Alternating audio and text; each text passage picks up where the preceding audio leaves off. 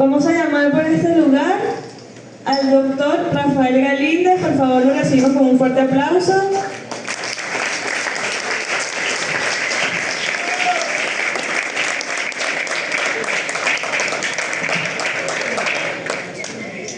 Un sistema diferente, pero vamos para que ustedes tengan información de las cosas que se están haciendo. Entonces aquí está un poquito del origen. Esa flechita lo que expresa es el movimiento originario de las codornices que estaban en China, y vean cómo fueron llevadas a Japón, donde realmente ocurrió la domesticación. Eso fue en el siglo XII. Y luego fue trasladada, en Japón empezó la productividad, el desarrollo, y fue trasladada a otros países, a otros continentes, a Europa, vino a América a través de Estados Unidos, bueno, y ya la tenemos en Venezuela. Prácticamente en todo el mundo hay codornices. ¿Me escucha? ¿Duro? Y no grita más duro. Aquí tienen la clasificación taxonómica. Es una gallinácea también, pero evidentemente pertenece a otro género. Y dentro de este género, la especie Cothurnis o la subespecie Cothurnis japonica es la que se explota comercialmente. La codorniz originaria, Cothurnis o Cothurnis silvestre, cohabita en Europa y en Asia. Yo siempre digo cohabita, no cohabita. Está presente en Europa y Asia porque están vivos los ejemplares. Vamos a hablar directamente de las razas o variedades. Ahí puse unas interrogantes porque eso no se ha definido. Realmente lo que los diferencia es el color del plumaje principalmente. Y esa que estamos viendo ahí es la codorniz japonesa, denominada así coloquialmente, cuyos colores, bueno, es el característico, ese color marroncito, y tiene pinticas en el lomo. Hay una diferencia apreciable entre el macho y la hembra que ya las vamos a ver pronto. Pero esta es la característica, la que más se usa en Venezuela, que es la japonesa. Luego tenemos la canadiense, que están esas dos variedades ahí, fíjense, siempre un marrón un poco más oscuro, que puede ser uniforme como la que está en la izquierda, o puede tener esas manchas blancas de distintos tamaños en el pecho, como la que ven en la derecha. Aquí está otra foto. Bueno, la que está en la izquierda no es pura, pero intenté buscar una foto de una pura porque pueden haber codornices blancas que son denominadas canadienses. No encontré una blanquita en la foto, pero imagínense que esas manchas desaparezcan en su cerebro, y esa es la variedad canadiense. Y luego tenemos esa amarillita que está en la derecha de ustedes. Este que está ahí es un macho, y ya les voy a decir por qué. A veces es muy difícil en algunas de estas variedades identificarlo.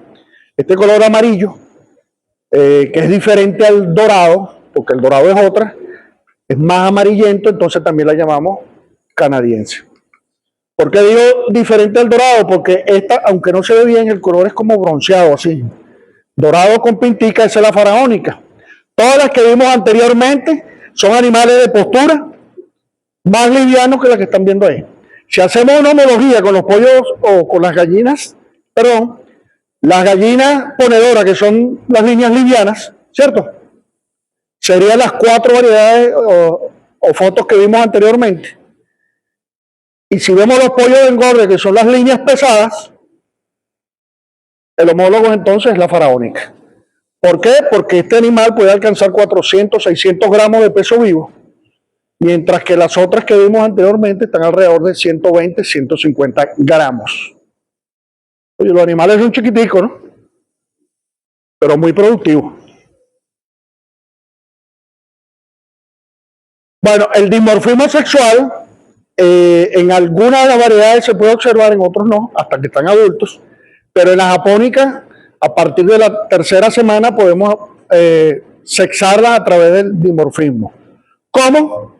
Hay que observar la base del pico, aunque esto no es muy preponderante.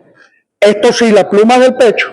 Fíjense que la hembra dice marrón claro con manchas oscuras. Es decir, no es uniforme el color del pecho de la hembra. Mientras que en el macho es marrón claro sin mancha. Ya vamos a ver una fotico ahí. La barbilla beige en la hembra, un poco más oscura en el macho. En los adultos, cuando se revisa la cloaca, si tenemos dudas, apretamos la cloaca y vamos a ver entonces la hembra, una cloaca longitudinal, y en el macho se observa claramente una papila que brota, además del líquido seminal cuando lo apretamos. Bueno, aquí está la foto. ¿Sí me escuchan allá atrás? Si no me escuchan, me fregaron porque me están acabando las pilas. Fíjense, el que está a la izquierda es el macho. Vean que la coloración del pecho, eso es lo más importante. La coloración del pecho es uniforme, un color marrón, que puede ser como ese que está ahí, o un poquito más claro, pero no tiene manchas. A diferencia de la hembra, que es la que está en la derecha, ¿lo ven? Que la coloración es un poquito más clara, pero tiene pinticas. ¿Lo notan claramente? Otro aspecto importante, diferencial, es este collarcito blanco que vemos aquí, a nivel de la garganta, que es característico del macho, y en la hembra no lo vemos. Ah, no, profe, eso estaba facilito.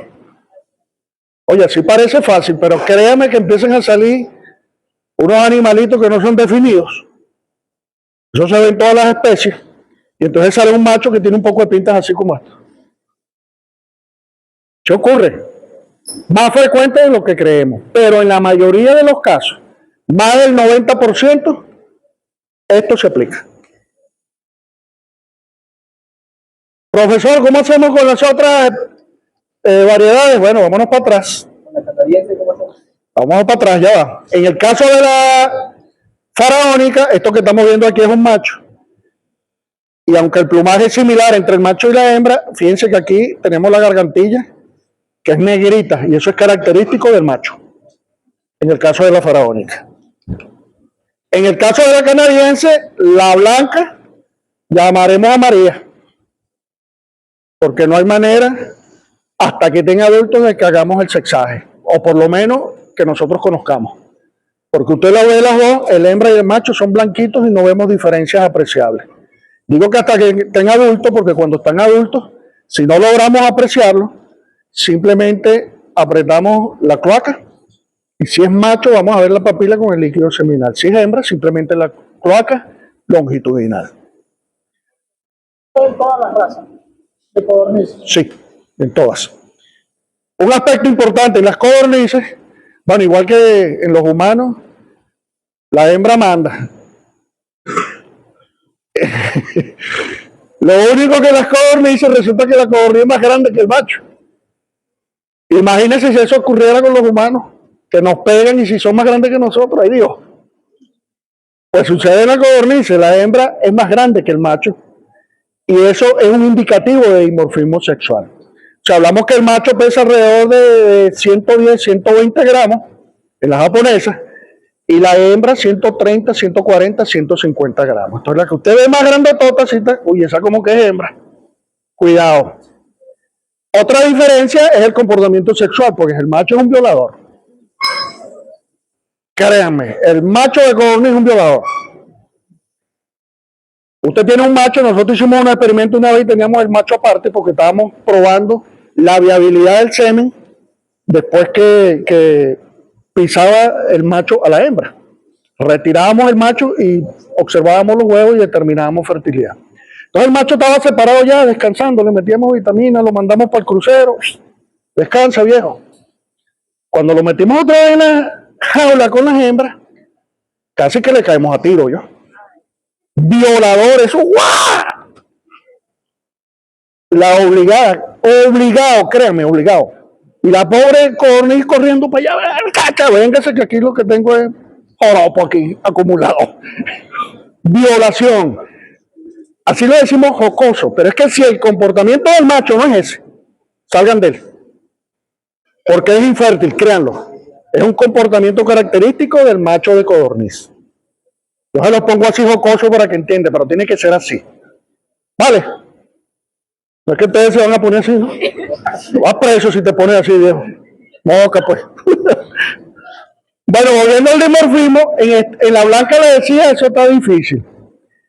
En esta amarillita, este que está aquí es macho, vean que aquí tiene la gargantilla. que estos dos colores prevalecen, el blanco y el marroncito por debajo. Y el macho tiene esa cara así cubierta más oscura, ¿lo ven? Como marroncito es oscuro, la hembra es amarillito. Todo, si es de esa variedad. ¿Ven? En estas dos que están aquí, lo único diferencial aquí del macho es la gargantilla, que es negrita, pero también se tiende a confundir. El porcentaje aquí de sexaje a través del ese dimorfismo es muy impreciso. En las otras que son manchaditas, si ustedes descubren cómo hacerlo, por favor, notifíquenme a una temprana edad, ¿ok?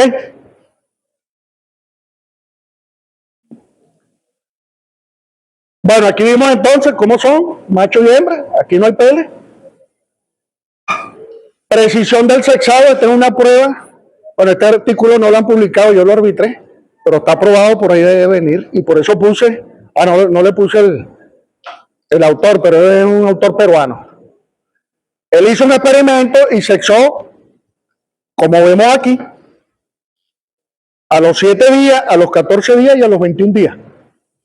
Es decir, a una semana de edad, a 2 semanas de edad y a 21 semanas de edad.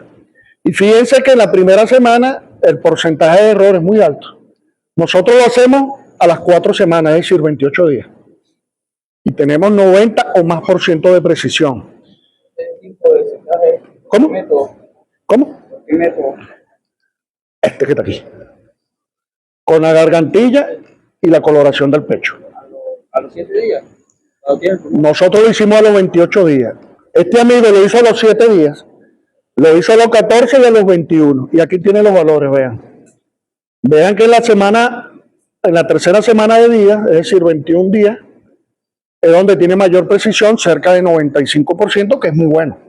Es decir, de 100 codornices que sex va a tener error en 5. ¿Lo viste? Ahora, ¿qué importancia tiene eso? ¿Y para qué vamos a sexar esas codornices? El profesor sí es vago. A ver.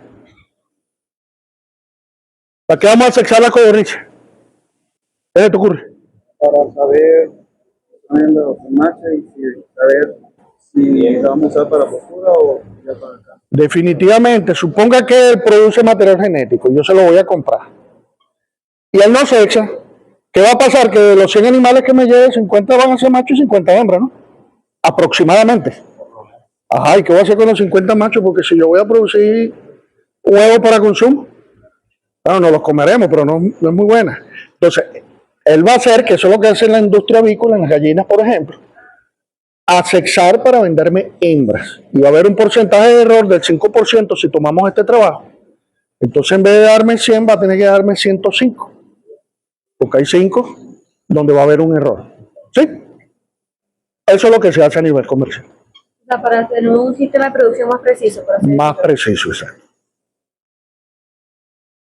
Bueno, esto es para que vean, aquí está el macho, vean, ustedes apretan, aquí se ve claramente la papila y el líquido seminal.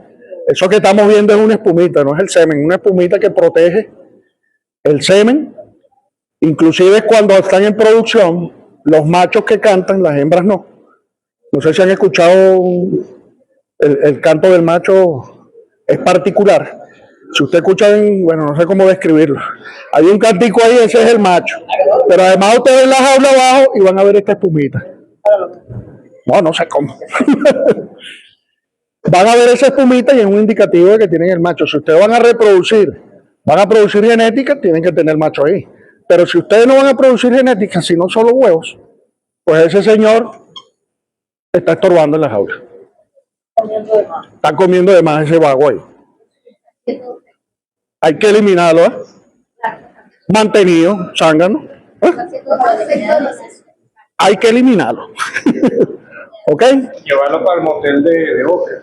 Llevarlo para el motel de Oscar ahí. Bueno, la relación macho-hembra en codornices, si vamos a reproducir, repito, hay dos opciones. Esto lo probamos nosotros en un experimento. Si lo van a tener grupales, es decir, ustedes no han visto las aulas de codornices que caben hasta 50 en un módulo. Nosotros en las aulas de reproducción en cada cuadrito metemos máximo 20. Pero si usted va a meter 20, conserve esta relación, 1 a 4. De cada 5 codornices, un macho y 4 hembras, para que tenga buena fertilidad. Si están todos juntos. Si los tiene individuales, que esto lo hicimos también, teníamos las codornices separadas porque queríamos medir la producción de cada codorniz. Entonces cada codorniz tenía su habitación ahí en el motel de Oscar, ¿no? Chuki, chuki, chuki, chuki. Y entonces el primer día le poníamos el macho a una.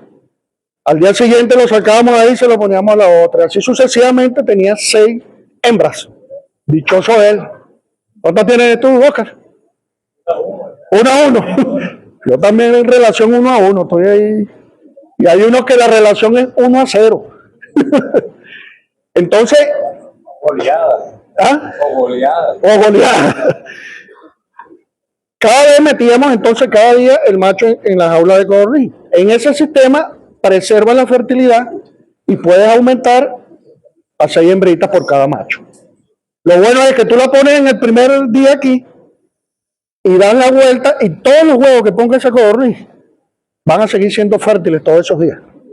Porque los espermatozoides se almacenan en unas criptas que están en el sistema reproductivo y están protegidos. Cuando el huevo cae, cuando ocurre la ovulación, eso manda una señal. Se abren las criptas y salen los espermatozoides. Oye, qué sistema tan bueno, ¿no? No, ajá. Cuando llega, ya pasa de la primera a la segunda a la tercera, los huevos siguen siendo fértiles. Es lo que acabo de explicar. No entendía. Tenemos huevos fértiles, por ahí tenía una lámina, creo que es esta. Ah, mira, es esta. Hasta el día 11, mira, el día 11, la fertilidad, o sea, aquí metimos al macho. Y llegamos en la mañanita y sacamos el macho. Y no lo volvimos a poner. Y la fertilidad, miren cómo permaneció, inclusive miren cómo crece, ¿no? Hasta el día 10, 73%, y el día 11 es que cae drásticamente, que no vale la pena. Que ya está cansado. No, ahí no estaba. Sobrevivieron los espermatozoides en las criptas que les mencioné. Durante 10 días. O sea que tú funcionas el primer día y después se olvidan las chicas de ti. Por 10 días. Eso es lo que está diciendo eso. Lo usamos un día y hay 10 días libres para que descanse. ¿Ok? Eso. Bueno, esto es para que vean la producción de huevos en una granja experimental que teníamos, donde había machos y hembras. Recuerden que el macho molesta a la hembra de codorniz.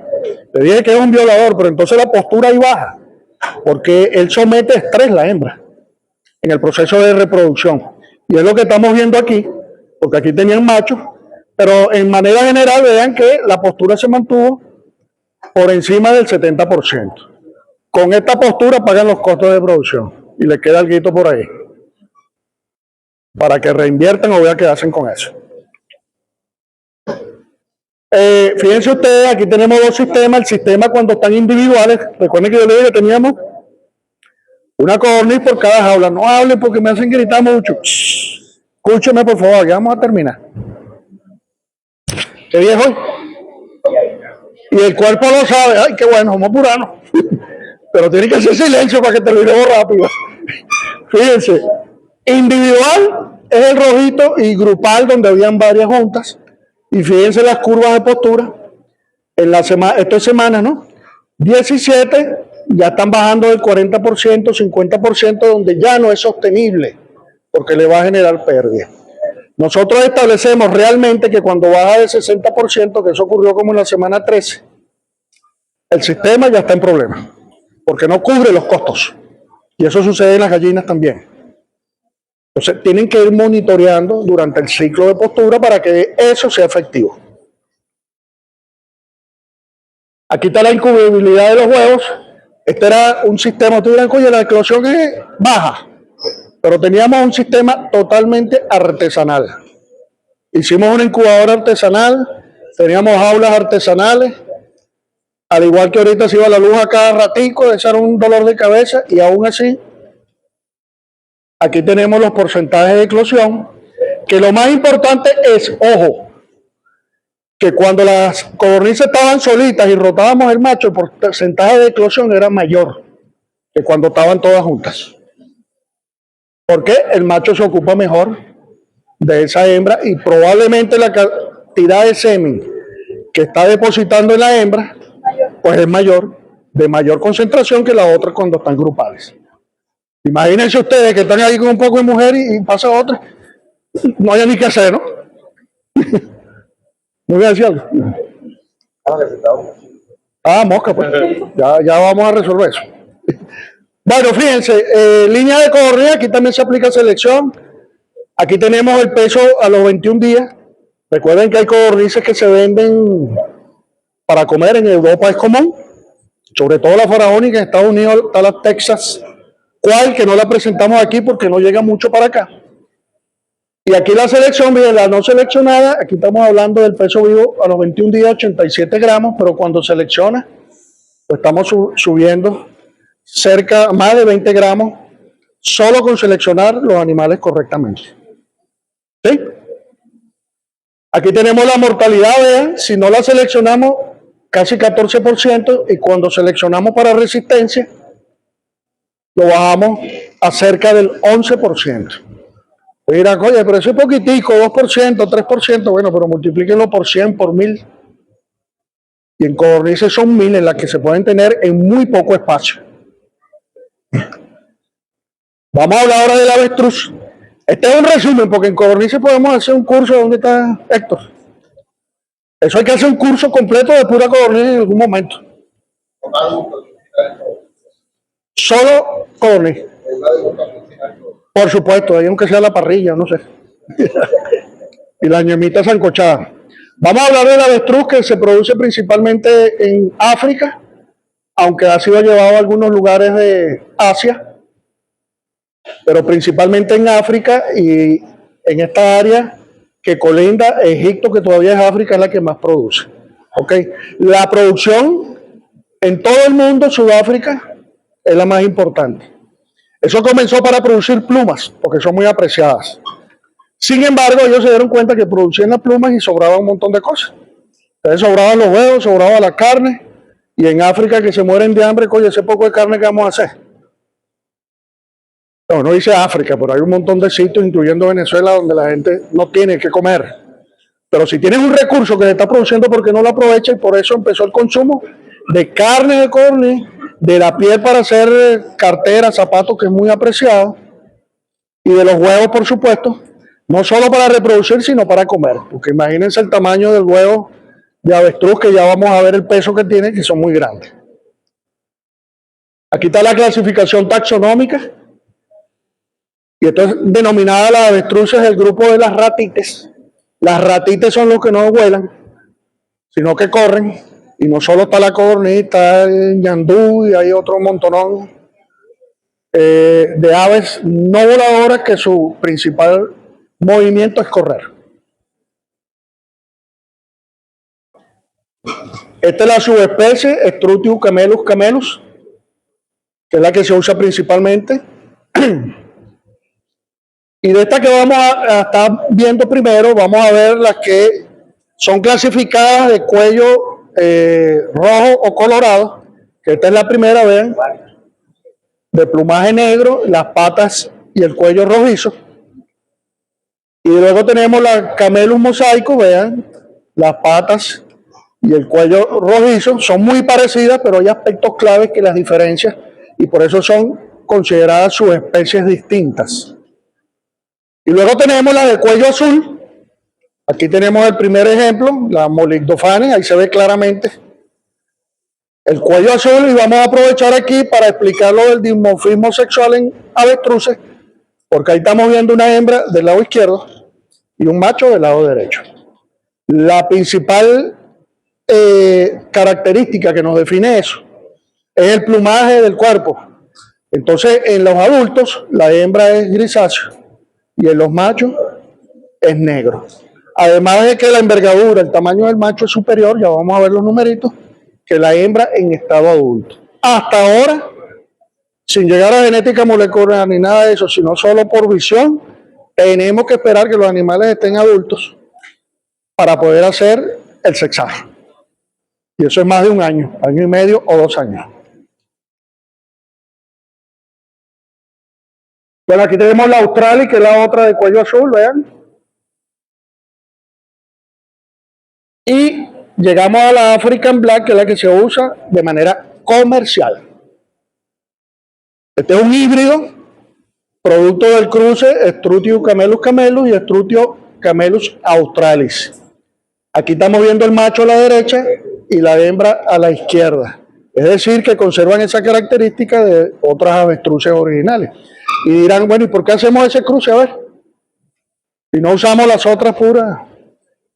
Yo las veo igualitas. ¿Qué se les ocurre? Macho es lo que tiene estómago negro. Y la hembra es la que tiene estómago Gris. Ajá, pero ¿por qué usamos este cruce y no las puras que vimos anteriormente? A ver. Mejorar el rendimiento del canal. Para mejorar el rendimiento. ¿Y por aquí dijeron? Temperamento de la carne. Temperamento. Dos aspectos clave.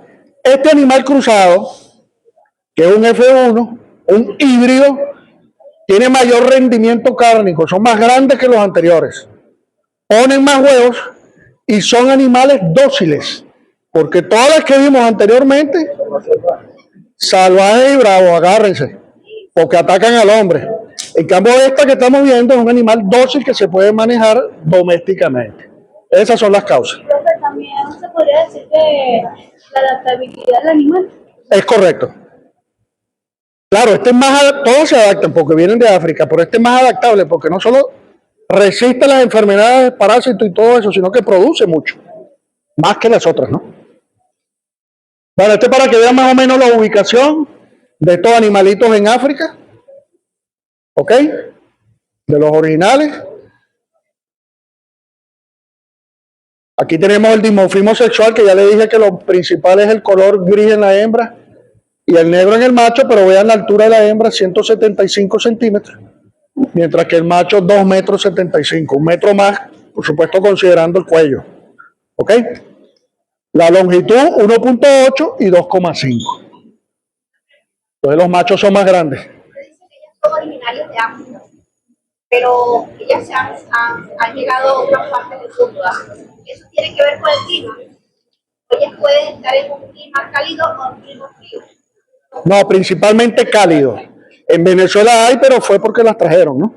Y aquí se adaptan porque si soportan esas estepas, esas sabanas africanas, aquí hay climas que son también limitantes, pero muy bien las soportan. Pero no se la llevan con el frío. Bueno, el apareamiento. Primero la relación de apareamiento es un macho por cada 2 hembras, para asegurar la mayor fertilidad posible. Eso está probado. Y el apareamiento, como dice el profe Zambrano, comienza con la danza. Bueno, aquí no tenemos video, pero empieza con el aleteo y el macho a mostrarse, ¿no? Héctor es especialista en eso. Héctor, cuando sale ahí con la chica que se pone y saca el pecho y tal, empieza ahí el cortejo, ¿no? Eso es lo que empieza a ocurrir primero. Pura envidia. ¿Ok? Y luego el señor muestra sus capacidades, que eso que están viendo ahí colgando es el miembro masculino, que puede crecer hasta 40 centímetros. No aprieten los labios, por favor. Hasta 40 centímetros. Y por supuesto, ese crecimiento tiene que ver con el nivel de excitación que llega el animal, que permite que eso crezca. Y por supuesto, la hembra está receptiva. Aquí está el proceso donde está el apareamiento, similar a las gallinas, por la parte equivalente que es la cloaca. Y evidentemente, esa pseudovagina que tiene el avestruz está desarrollada para ese miembro que tiene el macho. ¿De cuántos centímetros estamos hablando en el caso podemos hablar ahí depende de la avestruz? Claro, es diferente al de Pero más o menos 40 centímetros. 40 centímetros, esto que estamos aquí. Pues yo digo 40 centímetros y veo que hacen. Pasa. ¿Por qué tiene esta forma? ¿Cómo? ¿Por qué tiene esta forma? La forma de la hembra en el tracto vaginal es similar, aunque de la medida que va creciendo se va enderezando un poquito. Pero es como el cerdo, que hace una forma. Exacto, sí se ve que puede facilitar. Mira la postura. podría facilitar la penetración. Sí. La vagina, la pseudo-vagina, perdón, el avestruz tiene esa forma también. O sea, eso está encajado naturalmente para eso. Bueno, la incubación es similar que en todo. Oye, nosotros no hablamos de incubación en codornices, ¿verdad? Lo vamos a dejar para el próximo curso, profesor. Así que les voy a dejar eso ahí, para que hablemos de incubación. Pero en este caso, si hablamos de natural, que es el empollamiento, digámoslo así, cuando se encruecan, decía la profesora, ya se fue. Como hay dos, la hembra dominante pone los huevos primero. Y cuando ella termina de poner los huevos, conversa con su esposo y le dice, coño, vamos a dejar que ella, te doy permiso, pues. Tú eres un vagabundo y tienes la otra, pero no vamos a abandonar a esos muchachitos. Vamos a dejar que ponga los huevos en este nido. Entonces pone los huevos la segunda, ¿ok? En el caso de cuando son silvestres, una hembra puede poner hasta 15 huevos. Es una temporada del año donde hay las mejores condiciones. Mientras que si los tenemos en una granja, como le damos un alimento más balanceado, mejores condiciones, pueden llegar a poner hasta 50 huevos. ¿Ok? En el caso de natural, intervienen tanto la hembra como el macho. Entonces, en el día, las hembras se turnan para empollar los huevos. Y en la noche, el esclavito tiene que encargarse de empollar los huevos, mientras las hembras descansan y se van a dormir. Es más equilibrado, ¿verdad? ¿No es así? Si es incubación artificial, existen incubadoras, vean, igualito. Esa que está ahí es una foto real de una incubadora artificial. Y los parámetros que debemos cuidar, similar a lo que ocurre en otras especies de aves, la diferencia es que ahora la incubación dura 42 días, que es el desarrollo embrionario. La temperatura similar entre 36 y 37 grados. En ese proceso, la pérdida de peso del huevo puede llegar hasta 18%, es lo deseable, porque cuando supera el 18%, muere el embrión. Y esa muerte del embrión la vamos a evitar aplicando humedad dentro de la incubadora, al igual que en otras especies. El movimiento igualmente unos 5 o 6 veces al día, sea automático o manual, 45 grados máximo el ángulo de la bandeja. Antes de la eclosión, es decir, antes de los 42 días, 3 días antes, paramos el movimiento y debemos pasarlo entonces a las bandejas de nacimiento. Galinde, ¿cómo es que es el truco para robarle los huevos a las hembras? ¿La distraen? ¿Por qué es que la distraen y después la distraen? No, con alimento. Porque si usted le mete la mano ahí, ella no está distraída, va a llevar su tate quieto. Hay que distraerla. Generalmente es con alimento que se distrae. Normalmente usted dice que es por temporadas que ellos colocan por su huevo. Cuando ellos están en una parte específica, ellos ponen los 50 huevos y de allí no van, así se le dé alimento, no van a poner más huevos. No. O sea, siempre es estacional, lo único que se extiende un poquito más. ¿Okay? Bueno, igualmente tienen que clasificar los huevos. Ya saben que deben recogerlo y trasladarlo inmediatamente al almacenamiento. ¿Y la temperatura de almacenamiento como cuánto será? La temperatura de almacenamiento. Almacenamiento. A 35 grados. Los otros eran de 19 a 18. Entre 18 y 21 grados, está viendo que no me ponen atención, que lo vimos cuando la gallina. Acá es lo mismo. ¿Ok? Dijimos igual que no deben ser porosos, no deben estar sucios, ya saben por qué, porque contaminamos. No debe presentar grietas, sin deformidades, porque a pesar de que es un huevo grandísimo, miren, 1200 gramos, que es el que debemos meter ahí, pueden haber de 900, debe conservar esa forma ovoide donde tiene un polo más grande y uno más chiquitico. Es deseable. ¿Ok? Y algo que no habíamos hablado antes, la desinfección de los huevos antes de meterlo en la incubadora. No se lo puse allá en las gallinas, pero se lo puse aquí porque no lo vamos a hacer repetitivo, ¿no? Se aplica lo mismo. Entonces, esta solución al 1% donde tienen solución, peróxido de hidrógeno y ácido acético, es decir, agua oxigenada y vinagre, al 1% es extraordinaria y no es tóxica para el embrión que se está desarrollando.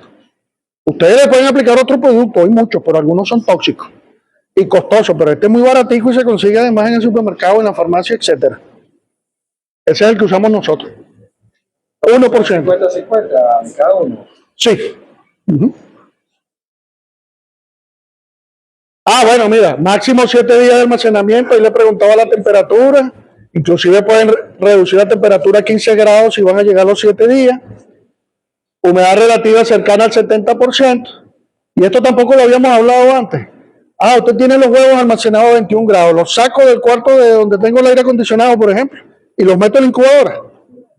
No, Dejan calentar un poquito ahí. hay que climatizarlo porque si no el cambio brusco de temperatura va a matar el embrión.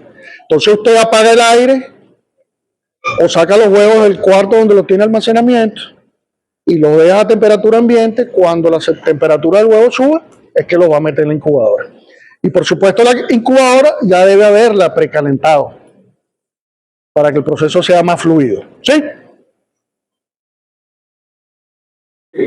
Mira, huevo de avestruz, si usted lo pone a 4 días de almacenamiento, 87,5% de eclosión. ¿Está brava? Yo te hago sonreír rapidito. Mira. Bueno. Pero si tienes 14 días, oye, puso 14 de enero, es 14 días, baja a 70,5. Es decir, 17% menos. ¿Viste? Entonces no te arriesgues. Hasta 7 días está bien. Suficiente 7 días. Ficha técnica, ya vamos terminando porque ya se paró el jefe. Y está como grandote así. Debe pegar duro, mano. Lo único que no debe correr nada y a mí me rinde la carrera. A mí me rinde la carrera. Fíjate, la relación macho-hembra, aquí puse 1-3, hay un error ahí, disculpen, es 1-2. Es decir, son grupos de 3, pero hay un macho y 2 hembras. Luego tenemos fertilidad entre 60 y 80% con esa relación, eclosión 70%, la producción de pluma, 1 kilo por ave en cada recolección, la producción de cuero, vean, 1.3 metros cuadrados por ave, la producción de carne, 30 a 45 kilos por ave, después de deshuesado y todo, no solo carne. Yo puse aquí producción de polluelos entre 12 y 16. Una hembra puede poner hasta 50 huevos, pero todos no nacen. Y en promedio está por ahí entre 12 y 16. Tamaño al nacer entre 0,25 y 0,30 metros, es decir, 25 a 30 centímetros. Y adulto, vean, 2.1 a 2.75 metros, considerando el cuello hasta llegar a la cabeza. Peso del huevo entre 900 gramos y 2 kilos. Es muy grande. Al nacimiento los polluelos pesan entre medio kilo y 1 kilo aproximadamente. A las 5 semanas ya pesan 4 kilos. A los 6 meses entre 41 y 71 kilos. 8 meses, vean, hasta 85 kilos pueden alcanzar. Al sacrificio, lo deseable es entre 90 y 100 kilos porque si no empieza a acumular mucha grasa. Además que es ineficiente. Si ustedes tienen una granja y le están dando alimento, el crecimiento posterior sucede como en las otras especies, va a ser ralentizado, muy lento, entonces va a ser muy costoso. Fíjense, la mortalidad en las 2 primeras semanas hasta 30%. La madurez sexual, vean, después de 2 años. Es lento. ¿Ok? Aquí está la postura, entre 10 y 20 huevos en el primer año. En el segundo año, fíjense, 30 hasta 50 o 60. Y el periodo de incubación ya dijimos entonces que son 42 días. Oye, ¿cuántas personas comerán con un huevo de eso? Vamos a sacar cuenta ahí, a ver. ¿Cuánto pesa el huevo de gallina? ¿Cuánto? 65 gramos. ¿Y este pesa? 1 kilo. Bueno, vamos a dividir 1 kilo entre 65. ¿Cuánto es el equivalente? 20 ñemas. Hablan de 15 a 20 la proporción. 17 ñemas de gallina equivalen a una de avestruz. Entonces, si usted sigue la recomendación, que es un huevo diario, con por cada persona de gallina. Con un huevo de avestruz estaremos alimentando a 17 personas. Oye, está buena la cosa, ¿verdad? Imagínense que agarren 10 huevos de avestruz y hagan una tortilla. Como la que se come el amigo aquí, que le mete medio cartón de huevo. ¿De qué tamaño será esa tortilla? ¿Ah? Entonces esto nos permite, a pesar de ser una producción que no es tradicional, son alternativas que van surgiendo para diversificar la producción en Venezuela. ¿Vale? Estamos listos. Muchas gracias por la atención.